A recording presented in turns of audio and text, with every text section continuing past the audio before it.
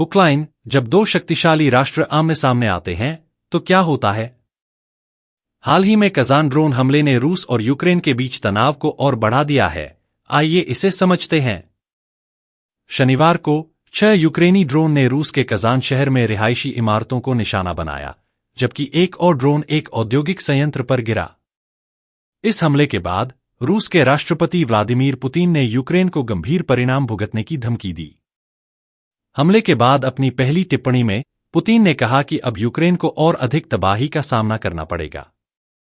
यह घटना रूस और यूक्रेन के बीच चल रहे संघर्ष में एक नया मोड़ है और अब सवाल उठता है कि पुतिन अपनी धमकी पर कितना अमल करेंगे। यूक्रेन द्वारा लॉन्च किए गए ये ड्रोन रूस के कजान शहर में स्थित कई रिहायशी इमारतों और एक औद्योगिक परिसर पर हमला करने में सफल रहे। हालांकि राहत की बात यह रही कि इस हमले में कोई जनहानि की खबर नहीं है। लेकिन इस हमले के पीछे का संदेश स्पष्ट है, यूक्रेन रूस की सैन्य शक्ति को चुनौती दे रहा है।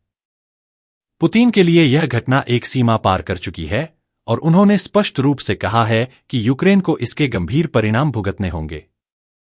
पुतिन की यह धमकी एक और संकेत है कि रूस और यूक्रेन के बीच संघर्ष लगातार बढ़ रहा है, जो 2022 से जारी है। यूक्रेन अपनी जमीन पर रूस की सैन्य गतिविधियों का मुकाबला करने की कोशिश कर रहा है। कजान हमले को पिछले कुछ महीनों में यूक्रेन द्वारा किए गए कई ड्रोन हमलों में से एक माना जा रहा है।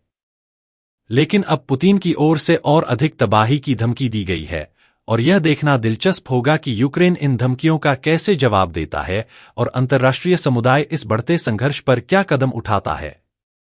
इस घटना ने रूस यूक्रेन युद्ध में स्थिति को और तनावपूर्ण बना दिया है और ऐसा लगता है कि आगे तनाव और बढ़ेगा। क्या पुतिन अपनी धमकी पर अमल करेंगे? और इसके क्या परिणाम होंगे, न केवल यूक्रेन के लिए बल्कि पूरी दुनिया के लिए?